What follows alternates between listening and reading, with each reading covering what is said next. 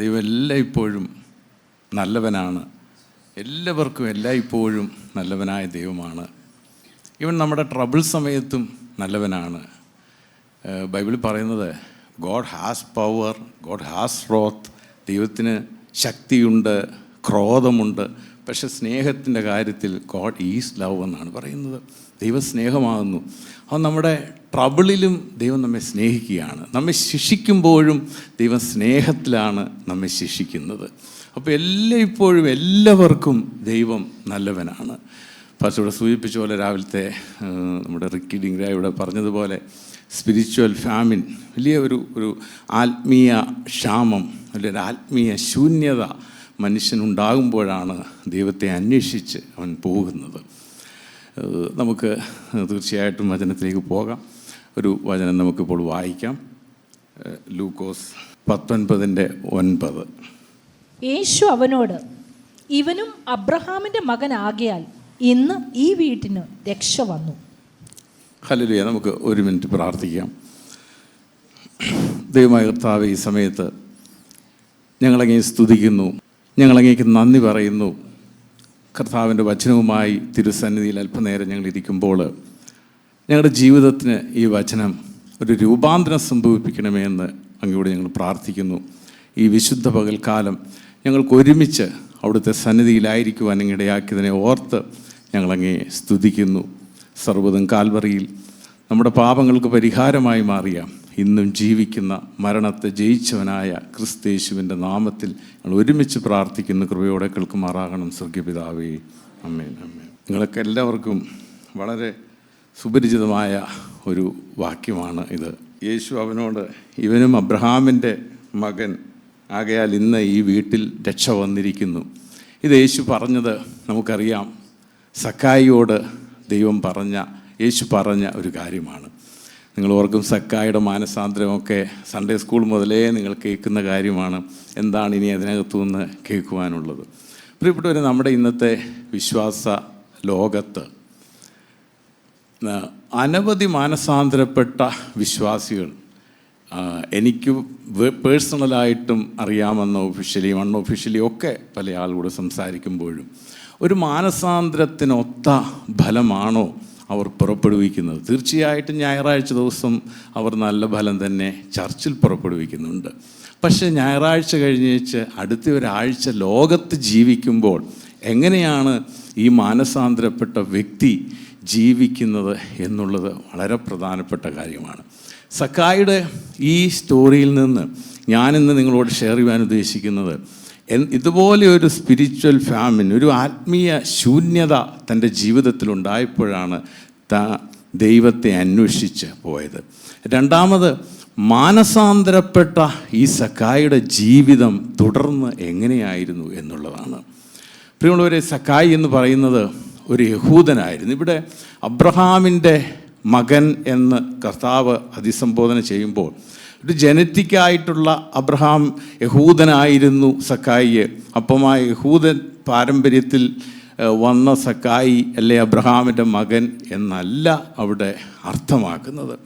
മറിച്ച് ലോകത്ത് യാതൊരുവിധ ഭൗതിക മോഹങ്ങളുമില്ലാത്ത തൻ്റെ മകൻ ഇസഹാക്കിനെയും യാക്കോബിനെയും കൊണ്ട് ഇത്രയും അധികം ധനവാനായ അബ്രഹാം മരുഭൂമിയിൽ കൂടാരങ്ങളിൽ പാർത്തുകൊണ്ട് തനിക്ക് മുകളിലോട്ട് നോക്കി അവർക്ക് കാണിച്ചു കൊടുത്ത ദൈവം ശില്പിയായി നിർമ്മിച്ച ഭവനത്തെ നോക്കി അവർക്ക് കാണിച്ചു കൊടുത്ത അബ്രഹാമിൻ്റെ മകനാണ് ഈ സക്കായി എന്നാണ് ഈ തമ്പുരാനോട് പറയുന്നത്.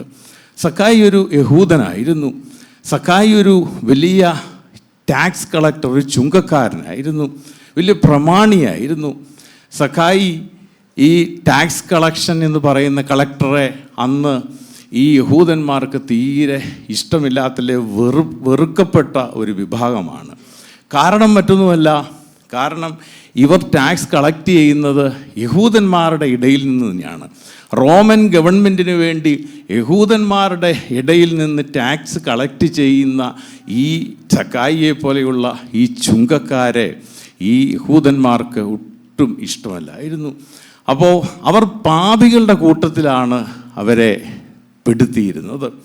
അപ്പോൾ ഈ യഹൂദനായ ഈ പ്രമാണിയായ ഈ ധനവാനായ സഖായി തൻ്റെ ജീവിതത്തിലെല്ലാം തനിക്ക് ലോകപരമായി നോക്കുമ്പോൾ എല്ലാം തനിക്കുണ്ട്. പക്ഷെ തൻ്റെ ജീവിതം ഒരു ശൂന്യതയിൽ നിൽക്കുകയാണ്. തനിക്ക് എന്തോ ഒരു കുറവുണ്ട്, തനിക്കൊരു സന്തോഷം തൻ്റെ ജീവിതത്തിൽ കുറവായിട്ട് കാണുന്നു. ഇതിനെന്താണൊരു പരിഹാരം എന്ന് ആലോചിച്ച സഖായി ഈ യേശുവിനെ പറ്റി കേട്ടപ്പോൾ, കാരണം യഹൂദനാണ്, തങ്ങൾക്കൊരു രക്ഷകൻ വരുന്നു എന്നുള്ള സർവ്വ യഹൂദന്മാരുടെയും വിശ്വാസമായിരുന്നു. തങ്ങളുടെ പിതാക്കന്മാർ തങ്ങളോട് പറഞ്ഞു കൊടുത്തിരിക്കുന്ന ഒരു വലിയ കൽപ്പനയായിരുന്നു, ഒരു നാൾ മശിഹ ലോകത്തേക്ക് വരും. ആ മശിഹ വരുമ്പോൾ നിങ്ങളുടെ സർവ്വ പ്രശ്നങ്ങൾക്കും പരിഹാരമാകും. അതുകൊണ്ട് ഈ മശിഹായെ കാത്തിരിക്കുന്ന ഒരു വലിയ വിഭാഗമായിരുന്നു യഹൂദന്മാരെന്ന് പറയുന്നത്. അപ്പോൾ സഖായും ഈ സഖായും മശിഹായെ കാത്തിരുന്ന ഒരു വ്യക്തിയാണ്. അപ്പോൾ ഈ മശിഹായെ കാത്തിരുന്ന ഈ വ്യക്തി ഈ യേശുവിനെ പറ്റി, യേശുവിൻ്റെ പ്രവർത്തനങ്ങളെപ്പറ്റിയൊക്കെ, ലോക ജീവിതത്തിലെ ഈ സംഭവങ്ങളെ പറ്റിയൊക്കെ കേട്ട് കഴിഞ്ഞപ്പോൾ, ഈ യേശുവിന് എൻ്റെ ജീവിതത്തിലെ എൻ്റെ ഇല്ലായ്മയിലെ, എൻ്റെ സന്തോഷമില്ലായ്മയെ, ലോകത്തിലെ ഒരു കാര്യവും അവന് ഇല്ലായ്മയിലായിരുന്നില്ല. അവനെല്ലാം തികഞ്ഞവനായിരുന്നു.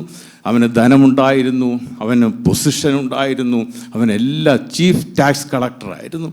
അപ്പോൾ ഈ സഖായിക്ക് പക്ഷേ ഒരു കുറവ് അവൻ്റെ ജീവിതത്തിൽ, അവനൊരു സന്തോഷമില്ലായ്മ തോന്നുകയാണ്.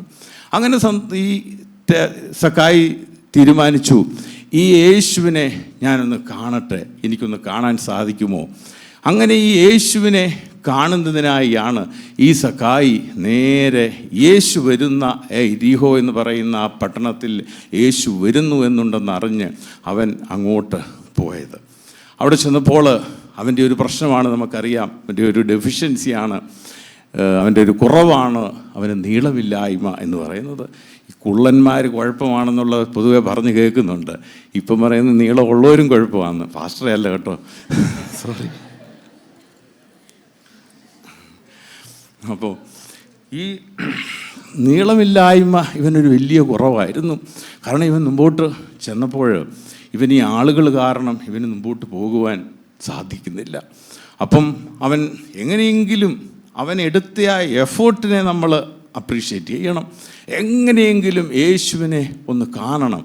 പക്ഷേ യേശുവിനെ കണ്ടാൽ മതി, യേശുവിനെ തൻ്റെ മറ്റ് കാര്യങ്ങളിലേക്കൊന്നും അടുപ്പിക്കരുത്, യേശുവിനെ കണ്ട് എങ്ങനെയുണ്ടെന്ന് നോക്കുക എന്നുള്ളൊരു ഉദ്ദേശമേ സഖായിക്ക് അന്നേരം ഉള്ളായിരുന്നു. അങ്ങനെ ചെന്നപ്പോൾ ഈ പുരുഷാരം കാരണം ഈ സഖായിയുടെ യേശുവിൻ്റെ അടുത്തേക്ക് ഈ ഉയരം കുറഞ്ഞവനായ സഖായിക്ക് എത്തുവാനായിട്ട് സാധിച്ചില്ല. അങ്ങനെ സഖായി ഒരു കാര്യം തീരുമാനിച്ചു. മുമ്പേ അവൻ ഓടി. ഇപ്പോൾ എത്ര എഫേർട്ടാണ് അവൻ എടുക്കുന്നത് യേശുവിനെ കാണുന്നതിന് വേണ്ടി. അവൻ മുമ്പിൽ ഓടി, യേശു പുറകെ വരുന്നുണ്ട്. അവൻ ഇതുപോലെ ഒരു കാട്ടത്തിമരം, ആ മരത്തിൻ്റെ മുകളിൽ കയറിയിരുന്നു. അപ്പോൾ ഇങ്ങനെ കയറിയിരിക്കുമ്പോൾ ഈ കാട്ടത്തിമരത്തിൻ്റെ പ്രത്യേകത അതിൻ്റെ ഇല ഭയങ്കര നീളക്കൂടുതലും വീതി കൂടുതലുമാണ്. അപ്പം മറഞ്ഞിരിക്കുവാൻ പറ്റും. അപ്പോൾ ചെറിയ സക്കായി അവിടെ ഇരുന്ന് കഴിഞ്ഞാൽ ആരും കാണത്തില്ല. പക്ഷെ അവൻ വളരെ വിദഗ്ധമായിട്ട് യേശുവിനെ കാണുകയും ചെയ്യാൻ കഴിയും.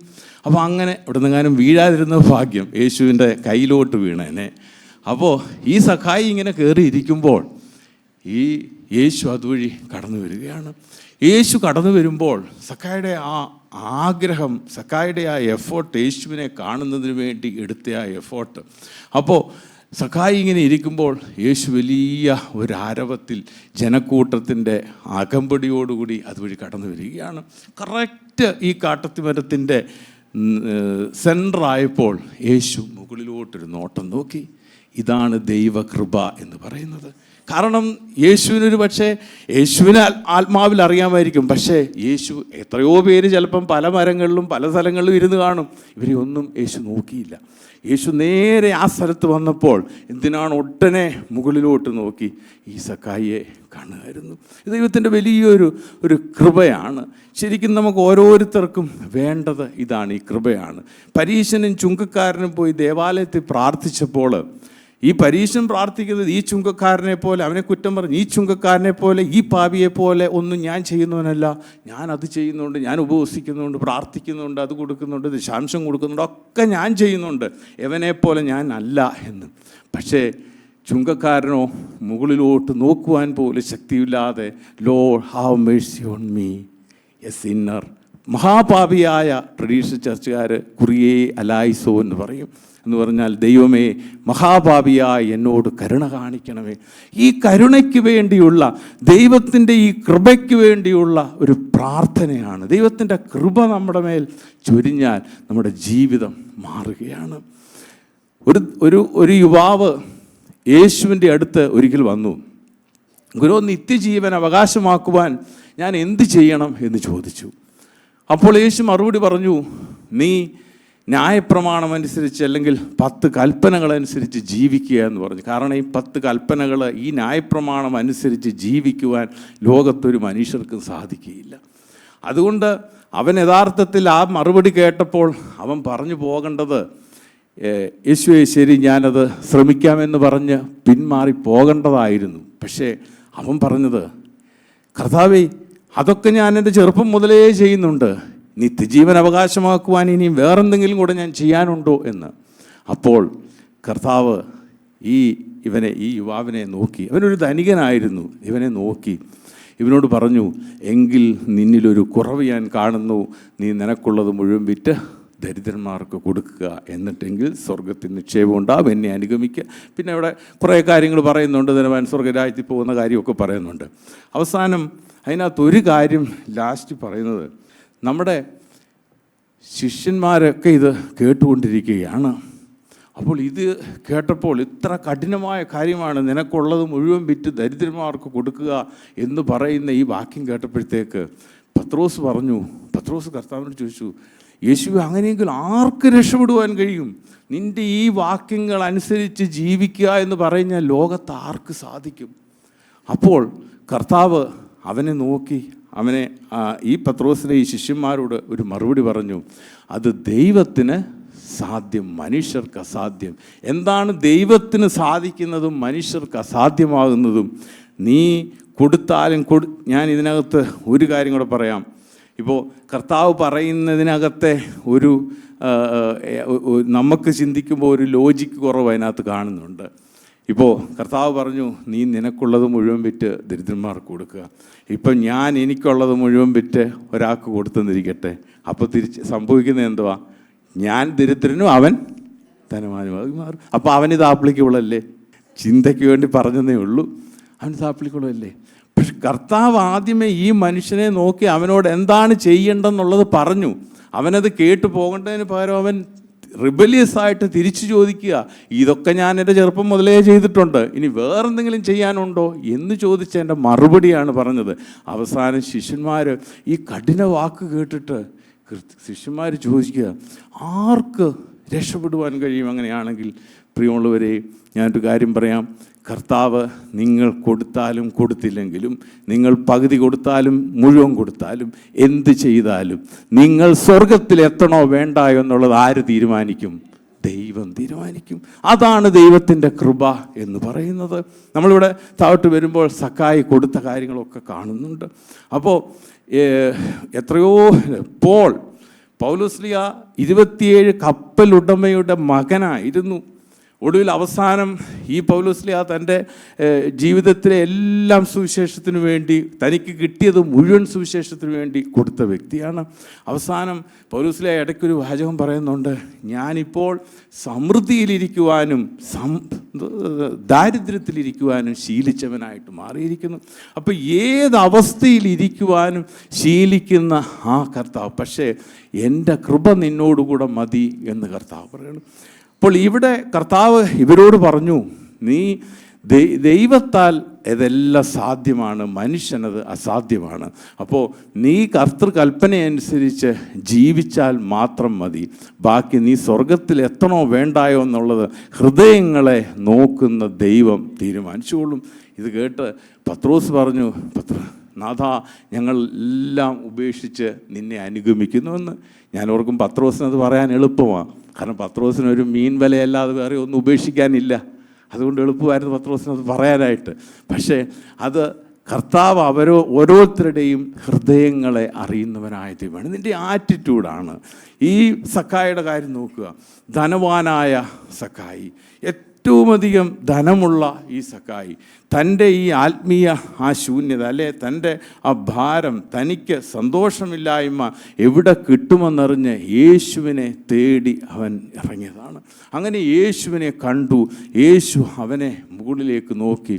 ഇന്ന് ലോകത്തിൽ ജീവിക്കുന്ന നമ്മുടെയൊക്കെ സന്തോഷക്കുറവ് എന്തിന്മേലാണ്? പാസ്റ്റർ നേരത്തെ ഇവിടെ പറഞ്ഞിട്ടുള്ള ഒരു സ്റ്റോറിയുണ്ട്. ഗുജറാത്തിലെ ഒരു സേട്ട് വലിയ ധനവാനാണ്. അദ്ദേഹത്തിൻ്റെ ഓഡിറ്ററോട് ഒരു ദിവസം ചോദിച്ചു, എൻ്റെ ഈ പൊസഷൻ്റെ, എൻ്റെ ഈ സമ്പത്തിൻ്റെ മുഴുവൻ കണക്കുകളും ഒന്ന് എടുക്കണമെന്ന് പറഞ്ഞു. അപ്പോൾ ഈ കണക്കുകൾ എടുത്തു കഴിഞ്ഞാൽ അതിൻ്റെ ടോട്ടൽ വാല്യൂ അല്ലെ നെറ്റ്വർത്ത് എത്ര ഉണ്ടാകും എന്നൊന്ന് പറയണം പറഞ്ഞു. അപ്പം അത് എത്ര തലമുറകൾ വരെ ഉപയോഗിക്കാം എന്ന് ഒന്ന് അറിയാനായിട്ട് കാൽക്കുലേറ്റ് ചെയ്യാൻ പറഞ്ഞു. 2 ദിവസം കഴിഞ്ഞപ്പോൾ ഈ ഓഡിറ്റർ വന്ന് പറഞ്ഞു, സേട്ജി, ഇനിയും ഒന്നും അഡീഷണൽ അങ്ങയുടെ സ്വത്തിലേക്ക് ആഡ് ചെയ്തില്ലെങ്കിലും ഒരു 20 തലമുറയ്ക്ക് കഴിയാനുള്ളത് താങ്കൾ ഇപ്പം തന്നെ ഉണ്ടാക്കിയിട്ടുണ്ട്. ഇദ്ദേഹം പെട്ടെന്ന് ഈ ഓഡിറ്ററെ നോക്കി പൊട്ടിയൊരു കരച്ചിലാണ്. അപ്പം അത് ചോദിച്ചു, എന്തിനാണ് കരയുന്നത്? അപ്പോൾ അദ്ദേഹത്തിൻ്റെ ചോദ്യം, എൻ്റെ 21ാമത്തെ തലമുറ എങ്ങനെ ജീവിക്കും? ഇതോർത്താണ് ഞാൻ കരയുന്നത്. അപ്പം മനുഷ്യൻ്റെ ഓരോ ആറ്റിറ്റ്യൂഡ് ഇതാണ്. അപ്പോൾ നമ്മുടെ എങ്ങോ വരാനിരിക്കുന്ന ഒരു തലമുറ എങ്ങനെ ജീവിക്കുമെന്ന് ഓർത്തുകൊണ്ട് 20ാം സെഞ്ചുറി ജീവിച്ച ലോകത്തിലെ ഏറ്റവും വലിയ ധനവാനായിരുന്ന റോക്ക് ഫെല്ലർ, അദ്ദേഹത്തോട് ഒരിക്കൽ അദ്ദേഹം ആ വർഷത്തെ ഏറ്റവും റിച്ചസ്റ്റ് മാനായിട്ട് ഡിക്ലെയർ ചെയ്തു.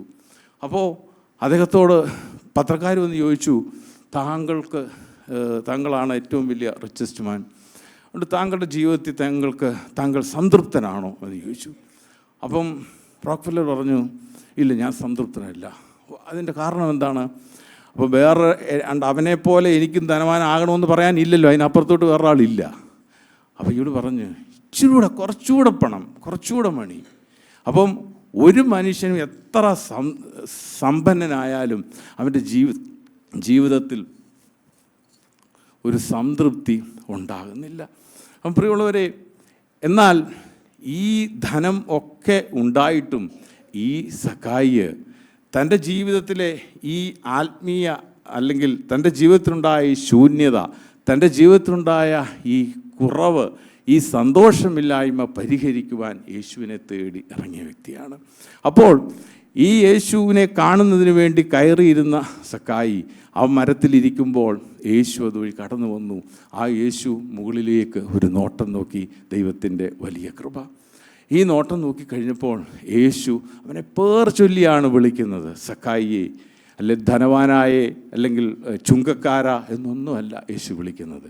പേർ ചൊല്ലി ഒരു പേഴ്സണൽ റിലേഷൻഷിപ്പാണ് അവിടെ ഉണ്ടാക്കുന്നത്. സക്കായി, നീ ഇറങ്ങി വാ, ഇന്ന് എനിക്ക് നിൻ്റെ കൂടെ പാർക്കേണ്ടിയിരിക്കുന്നു. അവൻ സന്തോഷത്തോടു കൂടി അവനെ കൈക്കൊണ്ട് അവൻ്റെ ഭവനത്തിലേക്ക് കൊണ്ടുപോവുകയാണ് ചെയ്യുന്നത്. പല ആളുകളും പിറുപിറുത്തു, ഇവൻ ഈ പാപികളോടുകൂടി ഇങ്ങനെ പോകുന്നതിൻ്റെ കാരണം എന്നെ അന്വേഷിച്ച് പലരും യേശുവിനെതിരെ പിറുപിറുത്തു. പ്രിയമുള്ളവരെ, നമ്മൾ എത്ര പേർ ഇന്ന് യേശുവിനെ നമ്മുടെ ഭവനത്തിലേക്ക് കൊണ്ടുപോകും? നമുക്ക് ഉറപ്പുണ്ടോ? ഈ യേശുവിനെ നമ്മളൊക്കെ സാധാരണ നോർമൽ വിശ്വാസികൾ പറയുന്നത്, യേശുവെ ഞായറാഴ്ച ഞാൻ അങ്ങോട്ട് വന്ന് കണ്ടോളാം എന്നാണ്, അല്ലേ? യേശുവിനെ വിളിച്ച് ധൈര്യമായിട്ട് യേശു വീട്ടിൽ വന്നു കഴിഞ്ഞാൽ പല പ്രശ്നങ്ങളുണ്ട്. നമ്മുടെ റെഗുലർ ലൈഫിന് ഒരുപാട് വ്യത്യാസങ്ങൾ വരുത്തേണ്ടി വരും. അപ്പോൾ യേശുവിനെ നമ്മുടെ വീട്ടിൽ, ഭവനത്തിലേക്ക് കൈക്കൊണ്ട് യേശുവിനെ നമ്മുടെ വീട്ടിലേക്ക് ആനയിച്ച് നമ്മുടെ വീട്ടിൽ യേശു ഉണ്ടെങ്കിൽ ഒരു കാര്യം ഞാൻ പറയാം, വീട്ടിലുള്ള ഏത് വിശ്വാസത്തിൽ വരാത്ത ആളുകളെ, അതാണ് ആ വീട്ടിൽ നിന്നുള്ള ഭവനത്തിൻ്റെ പ്രത്യേകത. കാരണം സക്കായി എന്ന് പറയുന്ന വ്യക്തിയല്ല, അവൻ്റെ കുടുംബം മുഴുവൻ യേശുവിന് വേണ്ടി മാനസാന്തരത്തിലെത്തി. ഇതാണ് യേശുവിനെ ഭവനത്തിലേക്ക് ക്ഷണിച്ചാലുള്ള ആ പ്രത്യേകത എന്ന് പറയുന്നത്. അപ്പോൾ ഈ യേശുവിൻ്റെ ഈ വലിയ പ്രത്യേകത. അപ്പോൾ സക്കായി വീട്ടിൽ, ഭവനത്തിൽ കൈക്കൊണ്ടതിന് ശേഷം യേശുവിനോട് പറയുന്നു, ഞാൻ എൻ്റെ സ്വത്തിൽ പകുതി ആളുകൾക്ക് ഞാൻ ദാനം ചെയ്യും. ഞാൻ ചതിവായി വാങ്ങിച്ചതിൻ്റെ 4 ഇരട്ടി ഞാൻ മടക്കി കൊടുക്കും ഇങ്ങനെ കുറേ കാര്യങ്ങൾ ഇത് പറഞ്ഞപ്പോഴാണ് യേശു പറഞ്ഞത്, ഇവനും അബ്രഹാമിൻ്റെ മകനാണ്, ഇവൻ ഇന്ന് ഈ വീട്ടിൽ രക്ഷ വന്നു. കാരണം ആ കുടുംബത്തിൽ നിന്ന് യേശു മുഖാന്തരം രക്ഷ വന്നിരിക്കുകയാണ്. കാരണം ആ കുടുംബത്തിലേക്ക് യേശുവിനെ സക്കായി സ്വീകരിച്ച് കൈക്കൊണ്ടു പോയതിൻ്റെ ഫലമാണ് യേശു അവരുടെ ജീവിതത്തിൽ. ഒരാൾ മാനസാന്തരപ്പെട്ട് കഴിഞ്ഞാൽ ഉടൻ തന്നെ യഥാർത്ഥത്തിൽ മാനസാന്തരപ്പെട്ട് കഴിഞ്ഞ ശേഷമുള്ള സക്കായി എന്ന് പറയുന്നത് അവൻ്റെ പൊസഷൻ, അവൻ്റെ വെൽത്തിൽ ഒരുപാട് നഷ്ടങ്ങളാണ് ഉണ്ടായിരിക്കുന്നത്. ക്രിസ്തുവിൻ്റെ ശിഷ്യന്മാരെ പറ്റി നോക്കിയാൽ നമുക്കറിയാം, 12 ശിഷ്യന്മാരിൽ 11 ശിഷ്യന്മാരും വളരെ ക്രൂരമായിട്ട് കൊല ചെയ്യപ്പെടുകയാണ് ചെയ്തത്. യോഹന്നാൻ മാത്രമാണ് ആ യോഹന്നാനെ കൊല്ലാൻ നോക്കിയിട്ട് നടക്കാത്തത് കൊണ്ട് മാത്രമാണ് ആ നാച്ചുറൽ ഡെത്ത് സംഭവിച്ചത്. അപ്പം കർത്താവിനെ അനുഗമിക്കുക, മാനസാന്തരപ്പെടുക എന്ന് പറയുന്നത് ഒരു ക്രൂശ് മരണത്തിന്, കർത്താവിനോട് ഒന്നിച്ച് ക്രൂശ് മരണത്തിലേക്ക് പോവുകയാണ്. പൗലോസ്ലീഹയെ പറ്റി മുമ്പ് പറഞ്ഞു, പൗലോസ്ലീഹ റോമൻ പൗരത്വമുള്ള യഹൂദനായിരുന്നു. അതുകൊണ്ടാണ് റോമൻ പൗരത്വമുള്ള യഹൂദൻ എന്ന് പറഞ്ഞു കഴിഞ്ഞാൽ റോമാ പൗരത്വം വാങ്ങിക്കണമെങ്കിൽ വലിയ എക്സ്പെൻസീവാണ്. അപ്പോൾ യഹൂദനായിട്ട് ആർക്കും ആ പൗരത്വം നേടാൻ പറ്റത്തില്ല, അത് ബൈ ബർത്തിൽ കൂടെ കിട്ടത്തുള്ളൂ. പക്ഷേ റോമൻ പൗരത്വം വില കൊടുത്ത് വാങ്ങിക്കാൻ പോയായിരുന്നു, വലിയ വില കൊടുത്ത് വാങ്ങിച്ച വ്യക്തിയായിരുന്നു പൗലോസ്ലീഹ. ഈ പൗലോസ്ലീഹ ഗമാലിയോൻ്റെ കീഴിൽ, അത് എക്സ്പെൻസീവായിട്ടുള്ള ഗമാലിയോൻ്റെ കീഴിൽ നിയമം ഉൾപ്പെടെ അഭ്യസിച്ച വ്യക്തിയായിരുന്നു.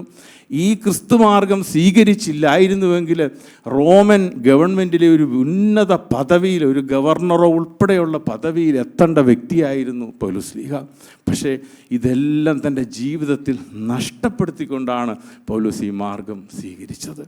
അപ്പോൾ ഈ മാർഗം സ്വീകരിക്കുമ്പോൾ ഇതിനപ്പുറത്ത് മോസസ് ഈജിപ്തിൽ വെച്ച് കണ്ടതുപോലെ തനിക്ക് വരാനിരിക്കുന്ന, തനിക്ക് ദൈവം ഓഫർ ചെയ്തിരിക്കുന്ന വലിയ സ്വർഗീയ അവസ്ഥയെപ്പറ്റി അറിയുന്ന ആത്മീയ കണ്ണുകൾ തുറക്കുമ്പോഴേ നമുക്കിതൊക്കെ ഉപേക്ഷിക്കുവാനായിട്ട് സാധിക്കുകയുള്ളൂ. നമ്മൾ ദൈവത്തെ കാണുമ്പോൾ, ദൈവത്തെ കാണണമെങ്കിൽ നമ്മുടെ ദൈവം ആത്മാവാണെന്ന് നമുക്കറിയാം. ആത്മാവായ ദൈവത്തിന് നാം യേശുവുമായിട്ട് കമ്മ്യൂണിക്കേറ്റ് ചെയ്യുന്നത് നമ്മുടെ സ്പിരിറ്റ്, നമ്മുടെ ആത്മാവും ദൈവത്തിൻ്റെ ആത്മാവും തമ്മിലാണ്. അപ്പോൾ ചില എത്തീസ്റ്റുകൾ, ചില നിരീശ്വരവാദികൾ ചോദിക്കും, ദൈവം ഉണ്ടെന്നൊക്കെ എങ്ങനെയാണ് തെളിയിക്കുന്നത്? ഞാനൊരു കാര്യം ചോദിക്കട്ടെ, എനിക്കിപ്പോൾ തലവേദന എടുക്കുന്നുണ്ടെന്നും കരുതിക്കൂ. ഞാൻ നിങ്ങളോട് പറയുക, എനിക്ക് തലവേദന എടുക്കുന്നുണ്ട്. അപ്പം നിങ്ങൾ ചോദിക്കുക, അതിനെന്നാ തെളിവ്? എനിക്ക് തലവേദന എടുക്കുന്നതെന്ന് നിങ്ങൾക്ക് തെളിവ് തരാൻ എനിക്കില്ല. ഇത് എൻ്റെ എക്സ്പീരിയൻസാണ്. തലവേദന എടുക്കുന്നു എന്നുള്ളത് എൻ്റെ എക്സ്പീരിയൻസാണ്. ഇതുപോലാണ് ദൈവവും നമ്മും തമ്മിലുള്ള ആ ബന്ധമാണ്. ഇത് മറ്റൊരാൾക്ക് പറഞ്ഞാൽ മനസ്സിലാകത്തില്ല. ആ സ്പിരിച്വൽ ഫാക്കൽറ്റി നാം ഓപ്പൺ ചെയ്ത് അതിൽ കൂടെ നോക്കുമ്പോഴേ ഈ ദൈവത്തെ നമുക്ക് കാണുവാനായിട്ട് സാധിക്കുകയുള്ളൂ.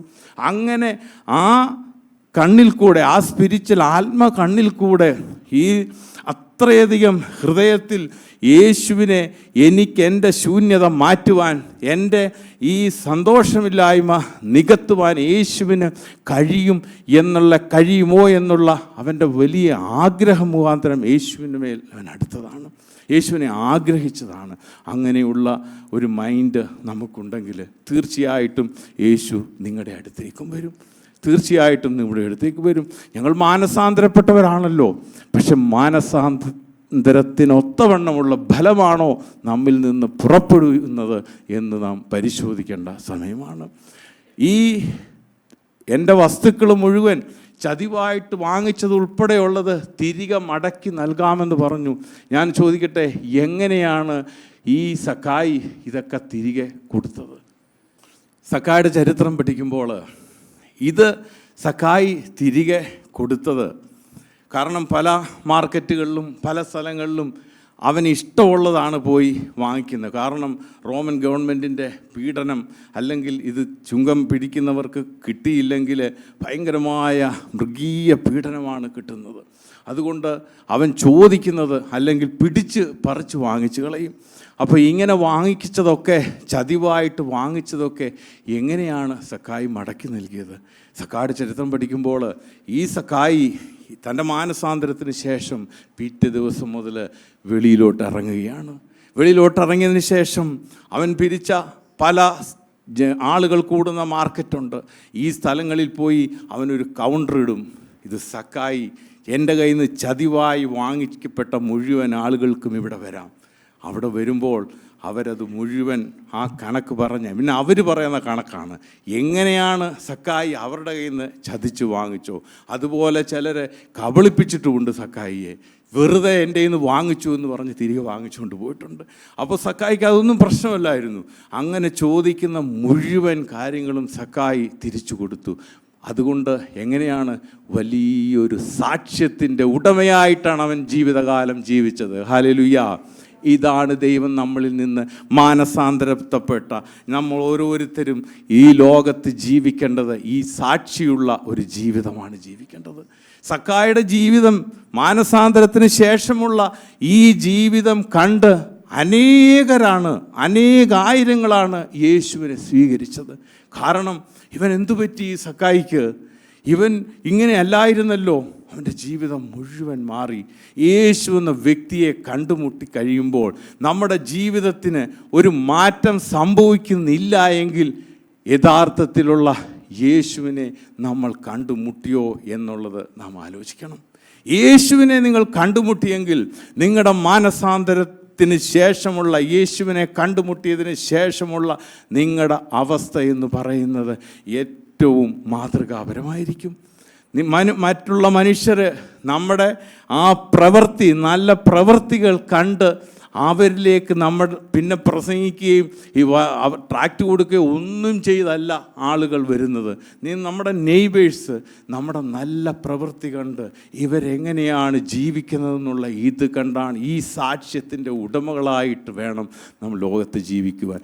അങ്ങനെ ഒരു സാക്ഷ്യം നമുക്ക് പറയുവാനില്ലെങ്കിൽ നമ്മൾ യേശുവിനെ യഥാർത്ഥത്തിൽ കണ്ടുമുട്ടിയോ എന്നുള്ളത് നാം ഒന്നുകൂടെ ആലോചിക്കണം. അങ്ങനെ യേശുവിനെ നമ്മൾ നല്ല മാനസാന്തരത്തിനൊത്തവണ്ണമുള്ള ആ ഫലം നമ്മിൽ നിന്ന് പുറപ്പെടുവിക്കുന്നില്ല എങ്കിൽ തീർച്ചയായിട്ടും ഈ സഖായിയെ പോലെ വീണ്ടും ഈ യേശുവിൻ്റെ അടുത്തേക്ക്, ഈ യേശുവിൻ്റെ ആ അതാണ് നമ്മുടെ ആത്മീയത ശൂന്യത. ഇന്ന് ആ ആത്മീയ ശൂന്യത അല്ലെങ്കിൽ ആത്മീയ ക്ഷാമം എന്താണെന്ന് പോലും നമുക്ക് തിരിച്ചറിയത്തില്ല. കാരണം ലോകത്തിൻ്റെ മാസ്മരികതയിൽ നാം ഇങ്ങനെ ആ പ്ലഷറിൽ, ആ സന്തോഷത്തിൽ ഇങ്ങനെ രസിക്കുകയാണ്. കാരണം ലോകം അതുപോലെ നമുക്ക് ഓഫർ ചെയ്തിരിക്കുകയാണ്. അപ്പം ഞാൻ എൻ്റെ വാക്കുകൾ ഞാനിവിടെ നിർത്തുമ്പോൾ ഞാനിത് ചോദിക്കട്ടെ. 2 കാര്യമാണ് നാം ഇന്ന് ആലോചിച്ചത്. സക്കായിയുടെ മാനസാന്തരം അവൻ്റെ ജീവിതത്തിലുണ്ടായ എല്ലാ ലോകപരമായും അവൻ്റെ ജീവിതത്തിലുണ്ടായ അവൻ്റെ ഈ ആത്മീയ ശൂന്യത അല്ലെങ്കിൽ ഈ അവൻ്റെ സന്തോഷമില്ലായ്മ, ഇത് നികത്തുവാൻ യേശുവിന് മാത്രമേ കഴിയുകയുള്ളൂ. നിങ്ങളുടെ ഹൃദയത്തിലെ ആ വാക്യം നികത്തുവാൻ വേറെ ഒരു ലോകത്തിലെ ഒരു കാര്യത്തിനും കഴിയുകയില്ല. ദൈവം തരുന്ന ആ യേശു എന്ന മുഖ്യ സന്തോഷം കൊണ്ട് മാത്രമേ സാധിക്കുകയുള്ളൂ എന്ന് നാം മറന്നു പോകരുത്. അങ്ങനെ ഒരു ആത്മീയ അല്ലെങ്കിൽ ആ ഒരു സ്പിരിച്വൽ ഫാമിൻ അല്ലെങ്കിൽ ഒരു ക്ഷാമം അല്ലെങ്കിൽ ഒരു ശൂന്യത നിങ്ങൾ അനുഭവിക്കുന്നുണ്ടെങ്കിൽ തീർച്ചയായിട്ടും ഇത് അനുഭവിക്കുമ്പോഴും നമ്മുടെ നിസ്സഹായാവസ്ഥയിലും നമ്മുടെ പ്രശ്നങ്ങളിലും നമ്മുടെ പ്രതിസന്ധികളിലും ഒക്കെ ഇത് നമ്മൾ അനുഭവിക്കുമ്പോൾ ഈ യേശുവിനെ തേടി മാത്രമാണ് നമുക്ക് പോകുവാനുള്ളത്. നമ്മുടെ ആവശ്യങ്ങളിലൊക്കെ തീർച്ചയായിട്ടും നമ്മുടെ ദൈവത്തോടല്ലാതെ ആരോടാണ് നമുക്ക് പറയുവാനുള്ളത്? നമ്മുടെ നിസ്സഹായാവസ്ഥയിൽ കർത്താവേ, അങ്ങല്ലാതെ ആരാണ് എന്നെ സഹായിക്കുവാനുള്ളത്? അങ്ങ് മാത്രമാണ് എൻ്റെ ദൈവം, ഞാൻ അങ്ങിൽ മാത്രമാണ് ആശ്രയിക്കുന്നത്. അതുകൊണ്ട് എൻ്റെ നിസ്സഹായാവസ്ഥ അറിയാത്ത ഒരു ദൈവമല്ല നമുക്കുള്ളത്. മറിച്ച് എൻ്റെ എല്ലാ കാര്യങ്ങളും എല്ലായ്പ്പോഴും അറിയുന്നവനായ ദൈവം, അല്ലെങ്കിൽ എൻ്റെ നിസ്സഹായാവസ്ഥ കണ്ട് രസിക്കുന്ന ഒരു ദൈവമല്ല നമുക്കുള്ളത്. പ്രിയപ്പെട്ടവരെ, നമ്മുടെ ദൈവം നമ്മുടെ കൂടെ ഉണ്ട്. അവൻ നമ്മെ പേർ ചൊല്ലി വിളിക്കുമ്പോൾ, സക്കായി എന്ന് പറഞ്ഞ് പേർ ചൊല്ലി വിളിക്കുന്ന ആ ദൈവം എൻ്റെയും നിങ്ങളുടെയും പേർ ചൊല്ലി വിളിക്കുന്ന ആ ഒരു അവസ്ഥയിലേക്ക് എത്തുവാനായിട്ട് അബ്രഹാമിൻ്റെ ദൈവത്തിൻ്റെ സ്നേഹിതനായി മാറിയ ആ അബ്രഹാമിൻ്റെ മകനെന്ന് ദൈവം സാക്ഷ്യപ്പെടുത്തുവാൻ, അബ്രഹാമിൻ്റെ അനേക വർഷങ്ങൾക്ക് ശേഷം മോസസിനും മുൾപ്പടർപ്പിൽ പ്രത്യക്ഷപ്പെട്ടപ്പോൾ ദൈവം അന്ന് പറഞ്ഞത്, ഞാൻ നിൻ്റെ പിതാക്കന്മാരായ അബ്രഹാമിൻ്റെയും ഇസഹാക്കിൻ്റെയും യാക്കോബിൻ്റെയും ദൈവമാകുന്നു, ഞാൻ മരിച്ചവരുടെ ദൈവമല്ല, ഞാൻ ജീവനുള്ളവരുടെ ദൈവമാകുന്നു എന്നാണ്. അപ്പോൾ ദൈവത്തിന് അബ്രഹാം മരിച്ചിട്ടില്ല. ദൈവം അനേക വർഷങ്ങൾ, എബ്രഹാമിൻ്റെ കാലഘട്ടം കഴിഞ്ഞ് ഏതാണ്ട് 800 വർഷങ്ങൾക്ക് ശേഷമാണ് മോസസ് മുൾപ്പടർപ്പിൽ ഈ കാഴ്ച കാണുന്നത്. അപ്പോഴും ആ ദൈവം മോസസിനോട് പറയുന്നു, ഞാൻ നിൻ്റെ പിതാവായ അബ്രഹാമിൻ്റെ ദൈവമാണ്. ഇങ്ങനെ അടുത്ത തലമുറയോട് എൻ്റെയും നിങ്ങളുടെയും പേർ ചൊല്ലി ദൈവം വിളിച്ചു പറയുമോ, ഞാൻ ഇവരുടെ ദൈവമായിരുന്നു? നമ്മുടെ തലമുറയോട് ദൈവം പറയുമോ, ഇവരുടെ ദൈവം ഞാനായിരുന്നുവെന്ന്? ഈ അബ്രഹാമിൻ്റെ മകനായിട്ടാണ് ദൈവം സാക്ഷ്യപ്പെടുത്തുന്നത്. അപ്പോൾ നമ്മുടെ ജീവിതത്തിൽ യേശുവിനെ കാണുവാനുള്ള, അല്ലെങ്കിൽ യേശുവിനെ ഇല്ലാതുള്ള ആ ശൂന്യത നികത്തുവാൻ യേശുവിനെ തേടി ഇന്ന് നാം മറഞ്ഞിരിക്കേണ്ട ആവശ്യമില്ല. യേശുവിനെ സഖായി കാണരുതാന്ന് നാം മറിഞ്ഞിരുന്നാൽ അഗ്നിജ്വാലയ്ക്കുള്ള യേശുവിൻ്റെ കണ്ണ് നമ്മെ തേടിയെത്തും. നിങ്ങളുടെ ആ ജെനുവിനായിട്ടുള്ള ആഗ്രഹം യേശുവിൻ്റെ മുമ്പിൽ നിങ്ങൾ വെക്കുമ്പോൾ തീർച്ചയായിട്ടും യേശു നിങ്ങളെ നോക്കും, യേശു നിങ്ങളെ തേടി വരും. നിങ്ങളുടെ പേർ ചൊല്ലി യേശു വിളിക്കും. സഖായിയെ ഇറങ്ങി വാ. നമ്മെ ഓരോരുത്തരുടെയും പേർ ചൊല്ലി യേശു വിളിക്കും. പക്ഷേ സഖായി അവൻ്റെ ജീവിതത്തെ രൂപാന്തരപ്പെടുത്തി. അവൻ തനിക്ക് ചതിവ് പറ്റിയ എല്ലാ കാര്യങ്ങളും അവൻ ക്രമപ്പെടുത്തി. അവൻ്റെ ജീവിതം ഇതിന് ശേഷം വലിയൊരു സാക്ഷ്യത്തിൻ്റെ ഉടമയായിട്ട് അവൻ ലോകത്ത് ജീവിച്ചു. ഈ ഒരു ജീവിതമാണ് ദൈവം ആഗ്രഹിക്കുന്നത്. ഇങ്ങനെയുള്ള ആളുകളെയാണ് കർത്താവ് പറയുന്നത് നല്ലവനും വിശ്വസ്തനുമായ ദാസ എന്ന്. അപ്പോൾ ദൈവം ലോകത്ത് വിശ്വസ്തരെയാണ് ആഗ്രഹിക്കുന്നത്, വിജയിക്കുന്നവരെ അല്ല. ചില പറയും ലോകത്ത് വലിയ കാര്യങ്ങൾ ചെയ്ത് വലിയ എഫിഷ്യൻ്റായിട്ടുള്ള വ്യക്തി, ഞാൻ ലോകത്ത് വിജയിച്ച് നിൽക്കുന്ന ഒരു വ്യക്തിയാണ് എന്ന് പറയുമ്പോൾ ആ വിജയിയെ തേടി അല്ല ദൈവം വരുന്നത്. ദൈവം ആഗ്രഹിക്കുന്നത് വിശ്വസ്തരെയാണ്. നാം കർത്താവിനോട് വിശ്വസ്തത കാണിക്കുന്നുണ്ടോ? മാനസാന്തരപ്പെട്ട നാം ഓരോരുത്തരും കർത്താവിനോട് വിശ്വസ്തത കാണിക്കുന്നുണ്ടോ? സാക്ഷിയുള്ള ഒരു ജീവിതമാണോ നമ്മുടെ ജീവിതം എന്ന് നാം ചോദിക്കണം. നമുക്ക് നോക്കുമ്പോൾ എന്തെല്ലാം കാര്യങ്ങളിൽ നമ്മുടെ ജീവിതത്തെ ക്രമപ്പെടുത്തുവാനുണ്ട്. കാരണം കാലം സമാഗതമായിരിക്കുന്നു. ഇനിയും മാനസാന്തരം നീട്ടിവെക്കുവാൻ, യഥാർത്ഥ മാനസാന്തരം നീട്ടിവെക്കുവാൻ ഇനിയും സമയമില്ല. കാരണം കർത്താവിൻ്റെ വരവ് അത്രയധികം അടുത്തിരിക്കുന്ന കാലഘട്ടമാണ്. ഏറ്റവും അടുത്തിരിക്കുന്ന ഈ കാലഘട്ടത്തിൽ കർത്താവിൻ്റെ വരവിൽ തള്ളപ്പെട്ടു പോകുന്ന ഒരവസ്ഥയുണ്ടാകുമ്പോൾ നമുക്ക് ആലോചിക്കുവാൻ പോലും കഴിയുകയില്ല. നാം ഇത് ചിന്തിക്കുമ്പോൾ മാത്രമാണ്. കാരണം ലോകത്തിൻ്റെ സുഖങ്ങളിൽ നാം അങ്ങനെ രസിച്ച് പോകുമ്പോൾ ഇതൊക്കെ നാം മറന്നു പോകും. പക്ഷേ ഒരു സമയം പെട്ടെന്ന് കർത്താവ് വരും. അപ്പോൾ ഉള്ള അവസ്ഥ, തള്ളപ്പെട്ടു പോലത്തെ അവസ്ഥ എന്തായി തീരുമെന്നുള്ളത് അവൻ്റെ വചനം നമ്മെ ശരിക്കും പഠിപ്പിക്കുന്നുണ്ട്. അത് ആഴത്തിൽ നാം പഠിക്കുമ്പോൾ ആ കർത്താവിൻ്റെ വരവിൽ തള്ളപ്പെട്ടു പോകുന്ന അവസ്ഥയെ വളരെ ഭയത്തോടുകൂടി നാം കാണുമെങ്കിൽ തീർച്ചയായിട്ടും മാനസാന്തരത്തിൻ്റെ ഒരവസ്ഥ, സക്കായി തൻ്റെ മാനസാന്തരത്തിന് ശേഷം ജീവിച്ചതുപോലെയുള്ള ആ സാക്ഷിയുള്ള ഒരു ജീവിതം മറ്റുള്ളവർക്ക് ഇവനെ പോലെ ഞാനായിത്തീരും. പൗലോസ്ലീഹ എത്ര ധൈര്യത്തോടു കൂടിയാണ് പറഞ്ഞത്, നിങ്ങൾ എന്നെ അനുഗമിച്ചോ, എന്നെ അനുകരിച്ചോ എന്ന്. കാരണം എനിക്ക് നിങ്ങൾക്കും പറയുവാൻ പറ്റുമോ? എനിക്ക് ഉറപ്പില്ല ഒരാളോട് പറയാൻ എന്നെ നോക്കി ജീവിച്ചോളാൻ. കാരണം അത്ര കറക്റ്റാണോ എൻ്റെ ജീവിതമെന്ന് നമുക്ക് സംശയം വരും.